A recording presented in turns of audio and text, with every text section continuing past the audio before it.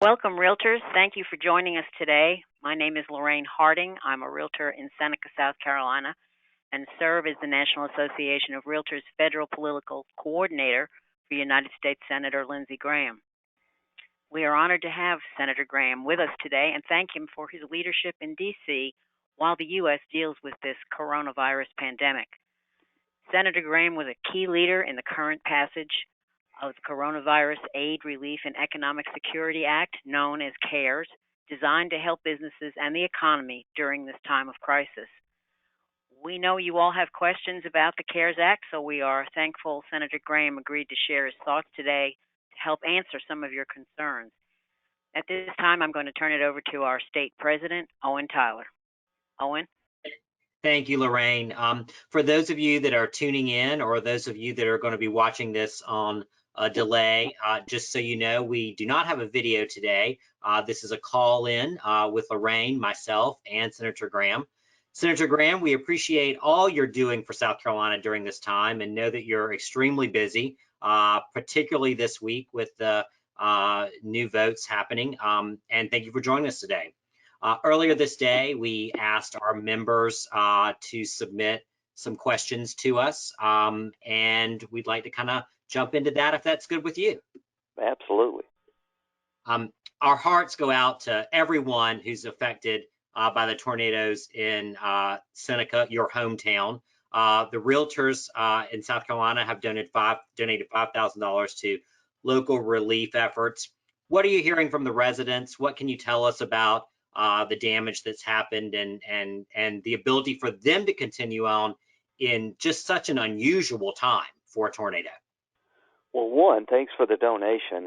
Lorraine and I live here in Seneca. It hit a neighborhood right above me, and about 70 homes completely destroyed. I think a couple hundred damaged. A lot of people in hotels right now.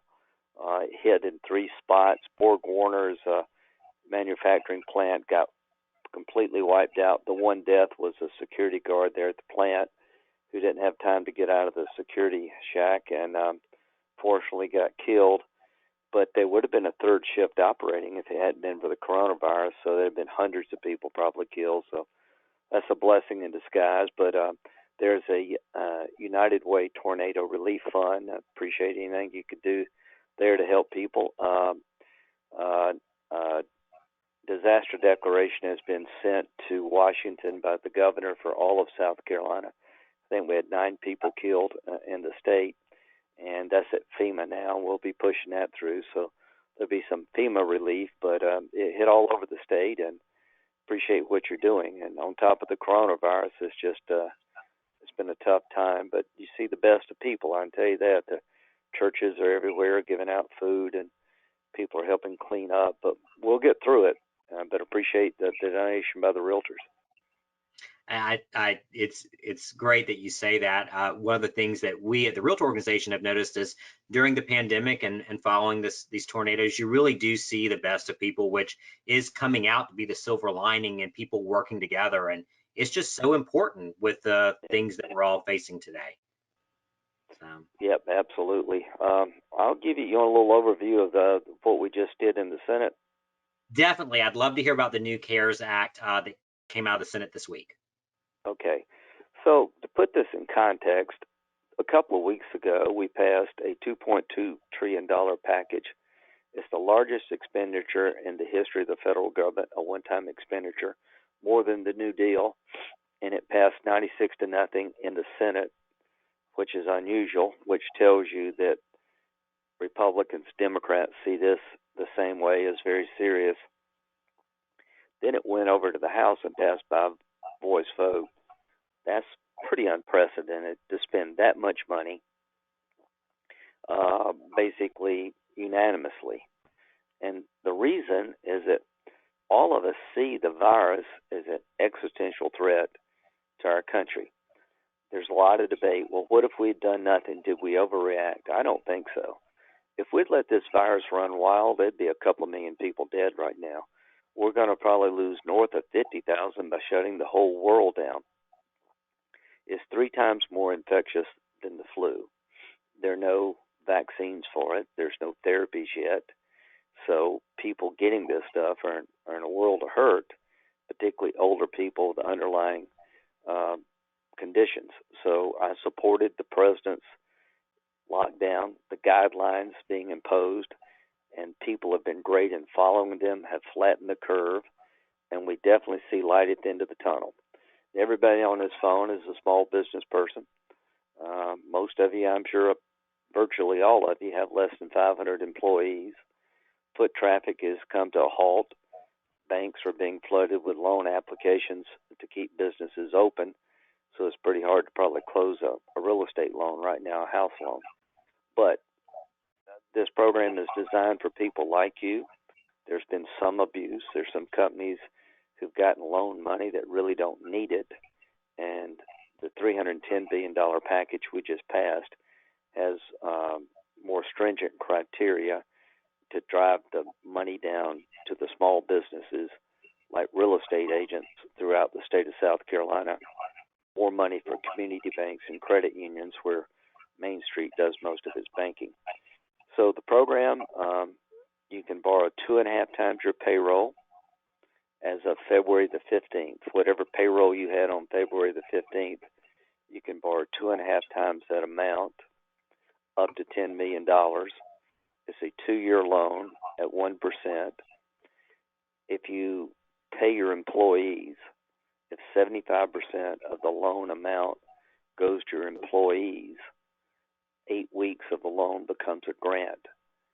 So the goal is to keep your employees on the payroll so they don't have to go into unemployment. That gives you 25% of the loan amount to pay the interest on your mortgage, your rent, cost of doing business. And if you will keep your people paid, they stay on your payroll for 8 weeks, then 2 months becomes a grant not to have to be paid back, and hopefully everybody can get back up on their feet. There's been a lot of demand for the program, some abuse. One problem we've created is that 26 million people now are unemployed. I want to help them in unemployment. We've got a $600 federal benefit on top of the state benefit.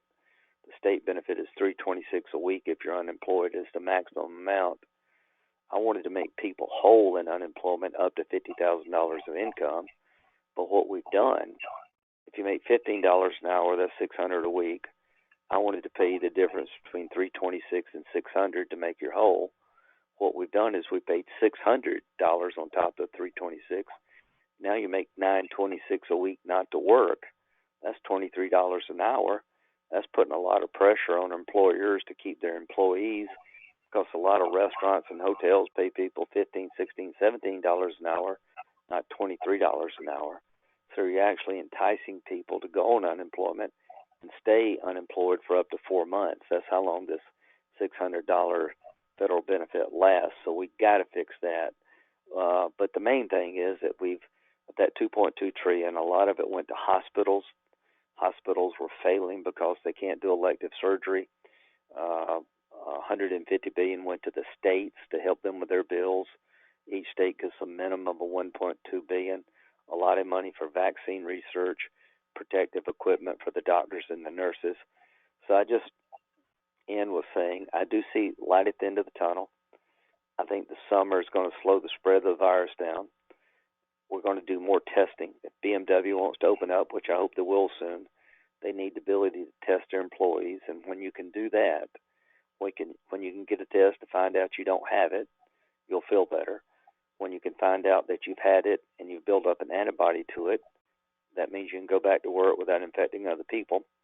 And those that are symptomatic, we can send them home and give them treatment so they don't infect others. The key to this is testing, drug therapies. Right now it's very deadly. There's no drugs out there to treat it that we know of, but some are really close to being developed.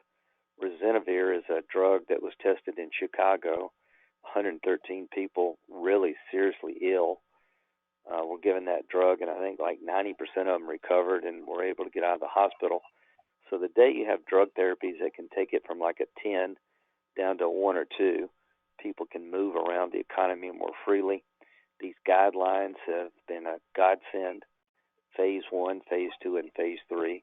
are the way we're going to open up the economy. Having your businesses open at a smaller capacity, keeping people separated makes sense. I think Governor Masser's done a good job. I don't believe it's appropriate yet to open up a tattoo parlor or massage therapy and other things where you have direct contact. I think Georgia went too far, and I support the president saying now is not the time for that. But hopefully by the fall, we will have more protective equipment. A vaccine will be near, and we'll have drug therapies to treat the symptoms of the disease so people don't die and don't have to go to the hospital in large numbers, and we can get a more normal economy. So the new bill we passed is $310 billion for the small business loan program, and run out of money for testing and money for hospitals. So with that, I'll be glad to take questions, and just like all of us, a shout out to our doctors, our nurses, people putting food on the shelves in the grocery store, the first responder types. They've been real heroes. And thank you for letting me talk with you, and I'll be glad to take questions. Wonderful. We had a number of questions, Senator, from our members regarding the payroll protection program. Obviously, before the program ran out of money, many of our members were unable to find a bank who would accept their applications. And what we're hearing is that banks were refusing the applications because they might not have a business account there, or they might not have had a previous loan. Will there be anything different in this round of funding with that? That's changed a lot. So Nick is on the phone. He's my legislative guy. You can go to the SBA.gov website and put in your your zip code, and that zip code will tell you what banks in your area are qualified for the program. There are more than 4,500 now. We've gotten the big banks to basically do a first come, first served policy. They had a cap on how much money they could lend. They hit that cap. The Federal Reserve took those loans off the big banks' books so they can lend again. But $60 billion of the $310 billion is dedicated for small banks and credit unions that are closer to the average mom and pop business out there. So if you have a problem finding a bank, put your zip code in, and if you have a problem after that, you can give us a call. But Nick, is there anything to add to that? That's a great description of the status of the program. Yeah, I think you're going to find more and more banks because, we're paying the fees to process these loans, and so they're making money. That's wonderful to hear.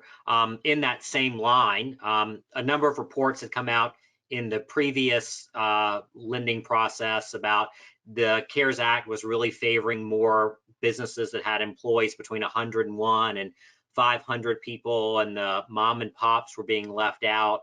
Is there anything different in CARES 2.0 package that addresses the mom and pop, smaller, independent people? Yeah, well, they've actually done a kind of a review of that. Some of the things you hear on TV are a bit overstated, believe it or not. The average loan volume and size has been for a business of 18 people, like $340,000, the average. So there have been some, like Ruth Chris, has franchise owners, and Shake Shack and some of these bigger companies.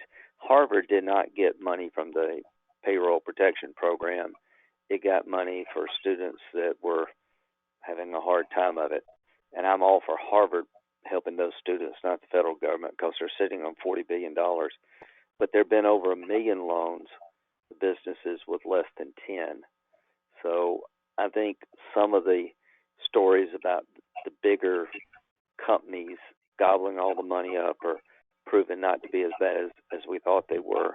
And this $319 billion, $60 billion is dedicated for community and credit union type banks that will deal with smaller businesses. That's great. Switching track a little bit to talk about the economic injury disaster loan. Many people know it as the EIDL. All of these acronyms are starting to all blend in together now. Yeah, right. How long should it take for one of those loans to be processed, assuming there's funding in the program?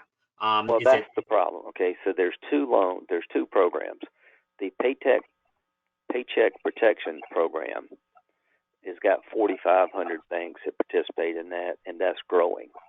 Then you have this other grant where you can get $10,000 that is administered by the Small Business Administration. All of last year, the Small Business Administration processed $28 billion.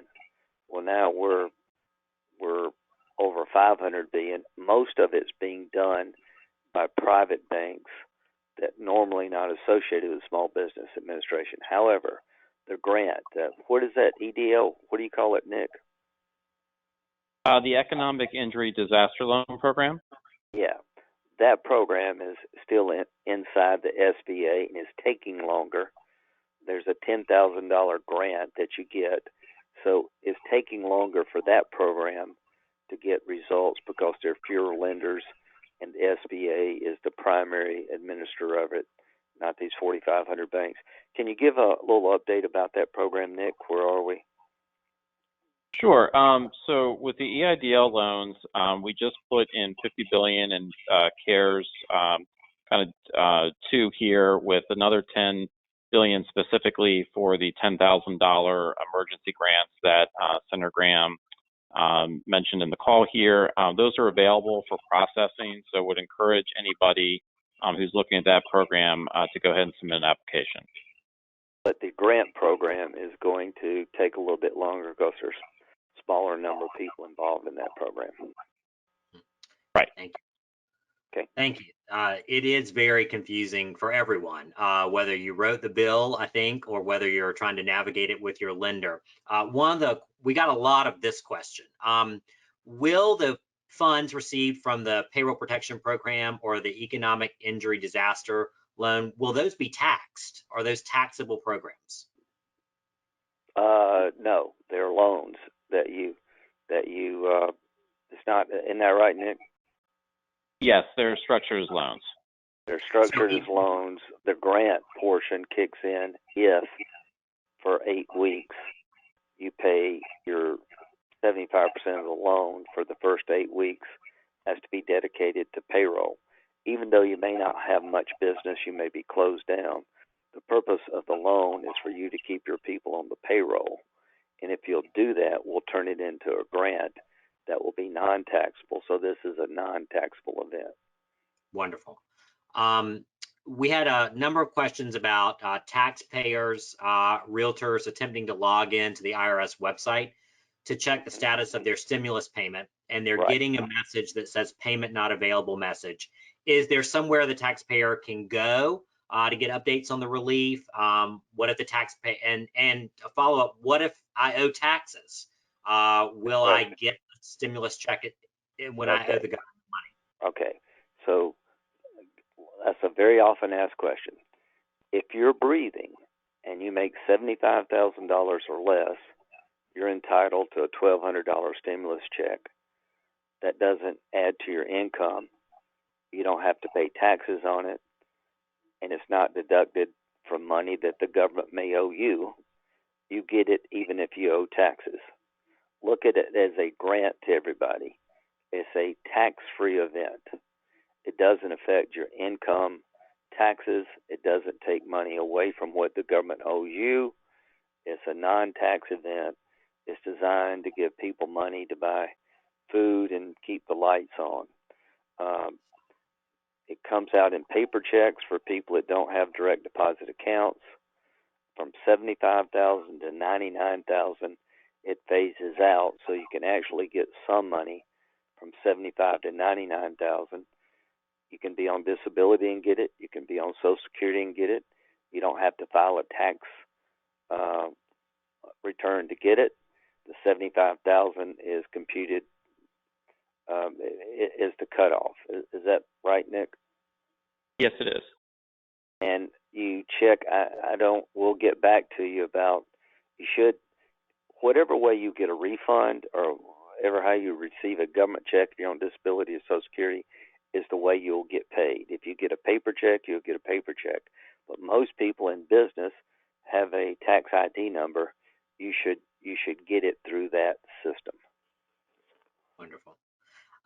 Switching a little more to kind of a state issue, the South Carolina Department of Employment and Workforce Housing, as you touched on earlier, will offer unemployment benefits they're also offering unemployment benefits to independent contractors, but have been very slow to roll this out. And most of the time when an independent contractor, such as a real estate agent, goes and applies, they're told they're not available. Have you heard any updates from the South Carolina Department of Workforce Housing? They start tomorrow. Oh. Okay, so I talked to Dan, the unemployment guy, tomorrow. You got the gig economy people who kind of, work job to job. Guy maybe a Mr. Fix-It guy, do this, do that. The cash economy. Normally you wouldn't be eligible for unemployment benefits, but we made you eligible. 1099 people normally wouldn't be eligible, but we made you eligible. Under the state law, you're not eligible for unemployment benefits unless you pay into the system.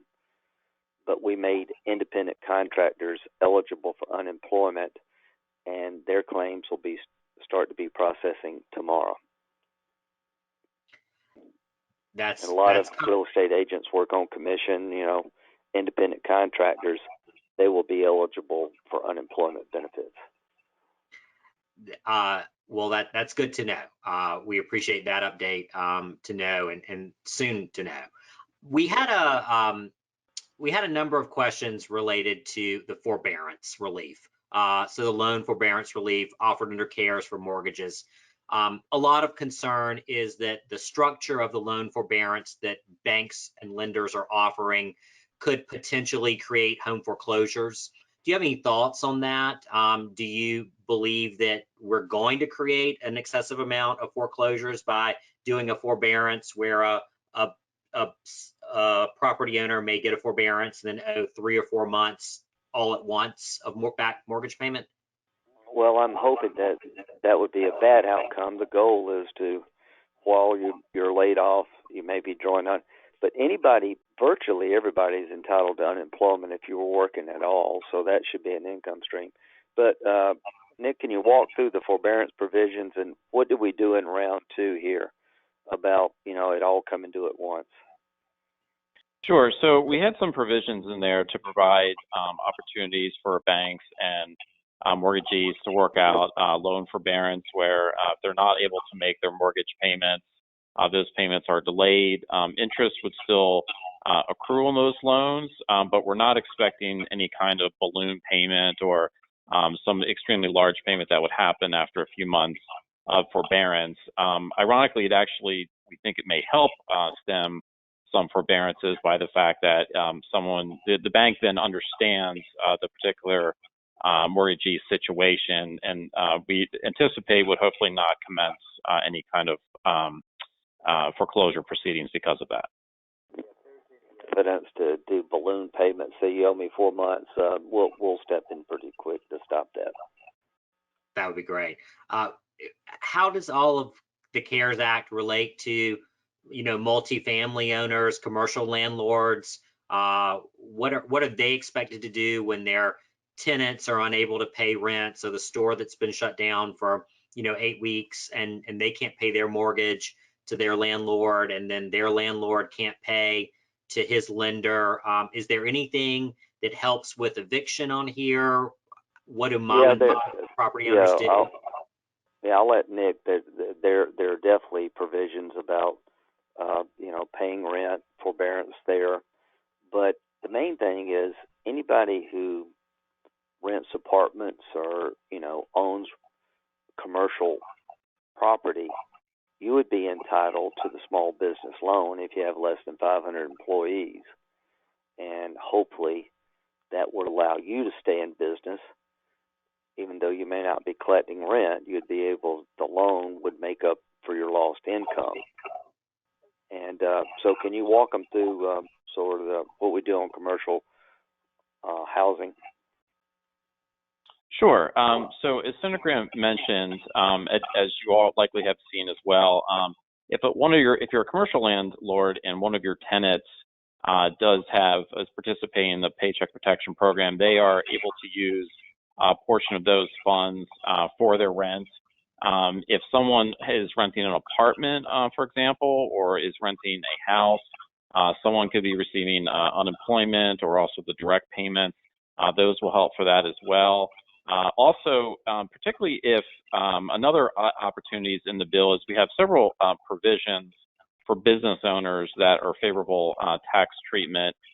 For example, there's an employee retention credit that's available if you're not utilizing Paycheck Protection Program, and there are also some provisions to help with recognizing losses in different years. So in the aggregate, those should be helpful to commercial property as well.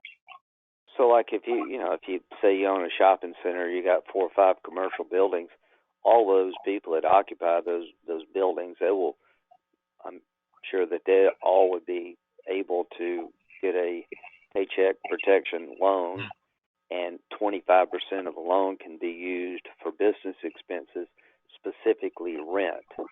And we did that to make sure that people could make their rent payment. That's wonderful.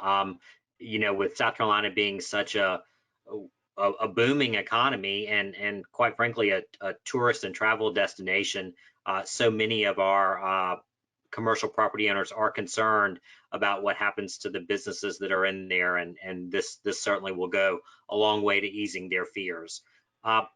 What are you hearing? Senator, you are certainly in the know. What are the experts telling you? How long is this crisis going to last? And is there some magic pill that will restore American confidence? No, but I think what we've done has really made a difference. We're going to probably be close to 60,000 plus deaths related to the coronavirus. We'll have about that same amount for the flu. It'll be a tough year for the flu. But look what we've done to shut the country down and still have 60,000 people dead. This is a very infectious virus. It attacks the lungs, and it's very deadly for some people. So when do we turn the corner? When the number of infections go down 2 weeks in a row, then your social distancing, bending the curve, has worked. You start reopening businesses, keeping social distancing, phase 1, 20% capacity. You take non-essential businesses and you begin to allow them to open up. Once you have that drop in infection rate, you can go to the gym, but you got to really stay away from each other. Phase 2 is when you start going into restaurants, probably half capacity at first. Phase 3, you're pretty much back to a normal economy. And at-risk people should just probably, watch it in terms of going out.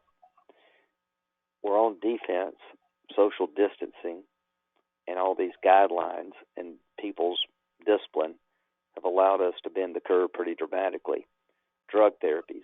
When you get a drug therapy that can treat the disease and make it less lethal, then I think people will feel a lot better about going out, because if they get it, they're not going to die. The key to really reopening the economy is testing. When you have tests available that can give you an outcome in minutes, not days, they can be administered on site without protective equipment, then you're back in business. BMW, for example, they probably work 3 shifts. Start with the first shift, test everybody. Those that are positive, send them home, treat them. Those that have been positive but have built up antibodies that have no symptoms, they're good to go. And the asymptomatic people, they have it, but it doesn't hurt them. You'll know who they are, and you can treat them. I mean, you can take them out of the workforce until people build up more antibodies. Testing is the key. If you got a test tomorrow and you know you didn't have it, you'd feel better about walking around. A vaccine will probably happen about this time next year, maybe a little bit sooner. The reason we don't freak out so much about the flu is because we have a vaccine for the flu. We build up antibodies. It's been around for a long time. We have pretty effective treatment, but we all die of something. But the flu is still with us, but it doesn't cause a complete collapse of the economy. What's missing with the coronavirus is a drug therapy and a vaccine, the things we have for the flu. You can get a flu test in 10 minutes at the doctor's office. Once you have the same thing for the coronavirus as you have for the flu, a vaccine, drug therapies, and on-site testing, then we'll be able to get back to normal life. It will come back this fall, but by the fall, I hope we have a lot of protective equipment built up. We'll have a stockpile of generators. We should have drug therapies to lessen the effect on human beings by the fall, and a lot more testing. So I think we can deal with an outbreak in the fall 100 times better than we've been able to deal with it thus far. So I really do see better days ahead. But you asked me, when do we get back to sort of a normal life? Is when we get a vaccine next year. But between now and next year, we can open up our economy in a smart way, use testing, just use good common sense, and start rebuilding the economy. I think it comes back pretty quickly. We're not out of the woods yet by any means, but when we turn the corner, you're going to see the economy get hot pretty quick. Thank you, Senator. We are at our 30-minute mark, and so I'm going to skip to a final question. And this might be something y'all don't even have the numbers for. Is there a way to know how much funding in the original CARES Act went to the real estate sector in South Carolina or the real estate sector in the U.S.? That's a good question. We're trying to find out how much went to hospitality, hotels and restaurants. But I will query that. I will see if the system can retrieve that information. When you think about it, a lot of real estate offices most are well below 500, small businesses in truest form. And for you to be successful, you got to get the car, drive people around, show them houses. And so that's been really tough. And but the 1099 workers eligible for unemployment, please get that out. A lot of your independent contractors, real estate agents normally wouldn't be eligible for unemployment. They're eligible under this bill. Any final thoughts, Senator Graham, that you'd like to share with realtor members from across Well, the state? thanks for the donation to Seneca. I think the president made a good decision to cut off travel to China and Europe. That saved a lot of infections. On March 13th, he declared a national emergency, invoked the Defense Production Act, and set up these guidelines. To our friends in Georgia, we want to get back to work like you do. Let's do it smart. You don't want to create a spike in the illness by trying to revive the economy too fast. What Henry's done in the state makes sense to me. Opening up more businesses with a reduced capacity and following the guidelines pretty strictly. Better days are ahead. It's been hard on everybody, a lot of anxiety. You've got to know each other whether you want to or not at home. But I do believe that we're in a pretty good spot going into the summer. But this is a dangerous virus, and all it takes is one state to go wrong and it'll get everybody else. So I talked to the president for a long time last night. I think the phase 1, phase 2, phase 3 approach makes sense. And I do believe if we'd done nothing and let it run its course, every hospital in the state would be overrun. And what you saw in New York would have come to South Carolina. And thank God it didn't. And let's keep it that way. Light at the end of the tunnel for sure, and hang in there. We had a great economy before. We're going to have one again. Thank you, Senator Graham. Thanks, Lorraine. And thank you, Lorraine. Your comments today, I think, have certainly provided a lot of valuable insight for our members. We appreciate you for being our realtor champion. You're always willing to listen to us. We enjoy seeing you every time we're in DC. Please convey our appreciation to your staff and all they do to keep us informed and part of the conversation in Washington. A special thank you to Alice James, Joe Keeley, and Matt Rimkunis, who have been so helpful with remote notary legislation with us. And know that your leadership is appreciated by everyone in South Carolina. Thank you. Thank you. We're part of the team, and call us if you have specific questions. Take care, and all the best to you and your family and your staff in DC. And have a wonderful afternoon. All right. Stay safe, everybody. Stay safe. Thank you. Bye-bye.